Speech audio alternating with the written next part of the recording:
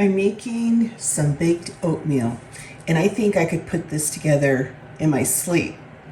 It's super simple and it's really tasty. I have 2 cups of just regular oatmeal, a cup of chopped pecans, use whatever nut you have on hand, a half a cup of brown sugar.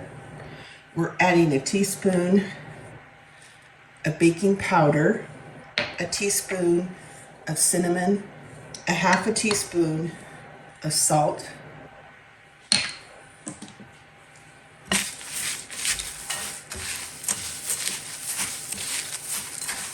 and 2 cups of milk,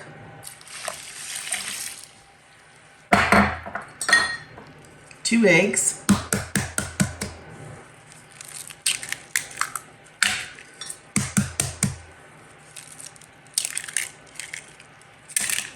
a teaspoon of vanilla,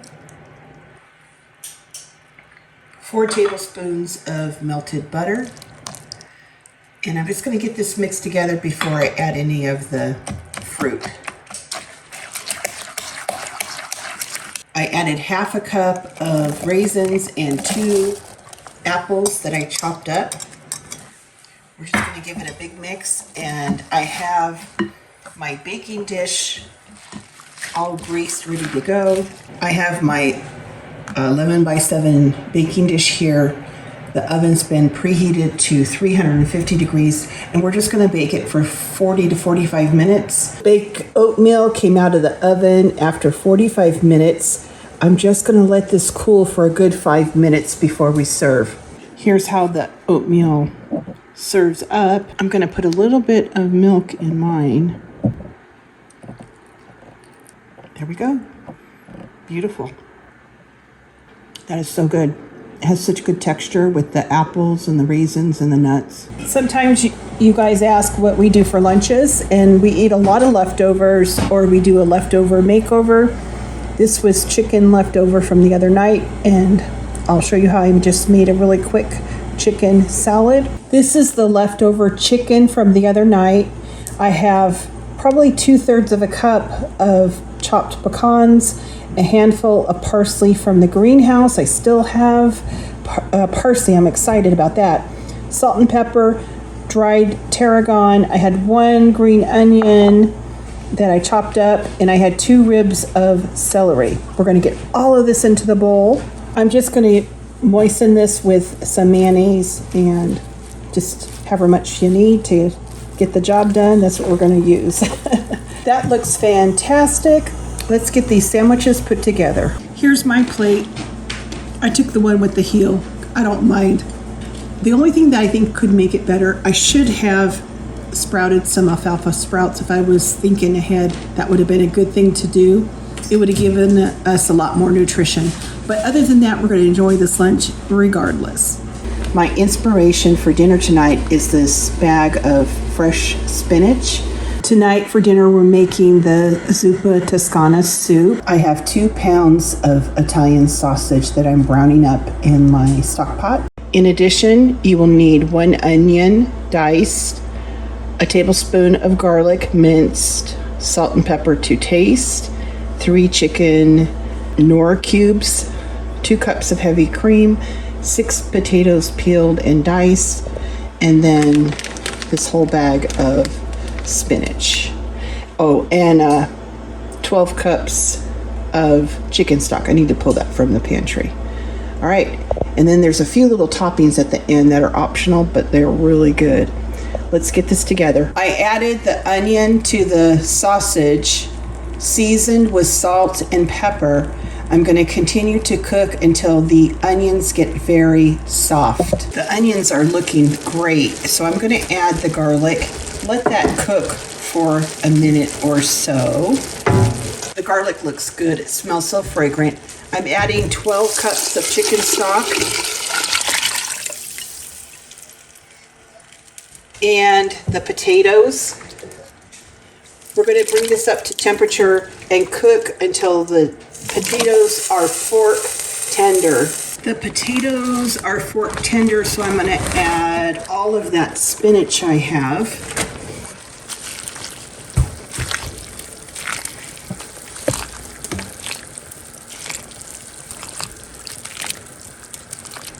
It probably was a good 8 ounces of spinach. I'm also adding the 2 cups of cream. We're going to bring this up to temperature. And in the meantime, I'm going to be rendering off a pound of bacon that I sliced. I cooked a whole pound of bacon that I sliced, and it is crispy.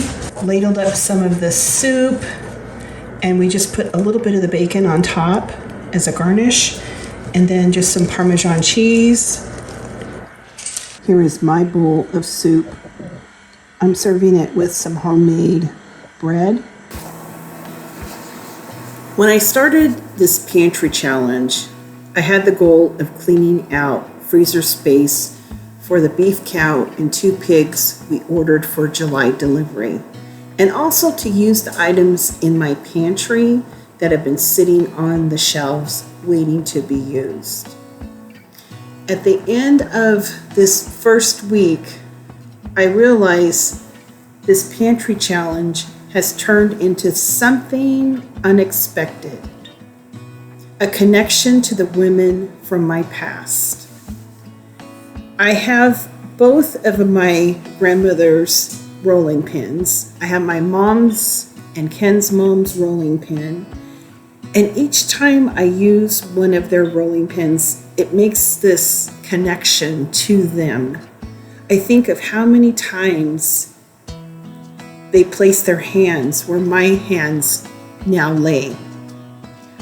I think of my grandmother who had 12 children of her own. My mom was the youngest.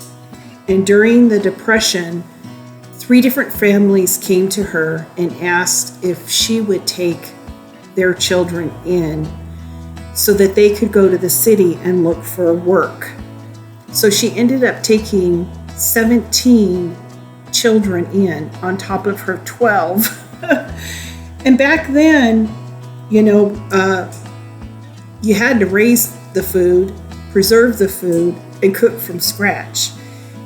There wasn't a lot of processed food in the store. Grocery stores, it wasn't until probably 1946 that they started to evolve into what they have become today. That was really the precursor to what the grocery store is today.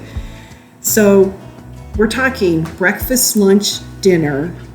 Every snack, every baked good had to be made by her hands. Pretty amazing. I think of my other grandmother who her husband died when her children were young. She had 4 children, and he owned a chain of grocery stores. So she had to step up and not only be a mother and father to those 4 children, but she had to learn to become a businesswoman and run the grocery stores. I think of Ken's mom, who loved me like she loved her only child. I think of my mom, who worked as an RN and effortlessly put dinner on the table each night. I think of Ken's stepmom, Nancy, who is still using her rolling pin, and I hope she continues to use it for many, many years to come. I wonder what my daughter-in-laws will think of me when I pass my rolling pins on to them someday. As I take the bread out of the oven, the wonderful smell perfumes the house. But it is much more than just bread. It is our family history, past, present, and future. And the special ingredient, we all know what that is: love. The celebrated chef, James Beard, once said, "Good bread is the most fundamentally satisfying of all foods, and good bread with fresh butter, the greatest of feasts." I couldn't agree more.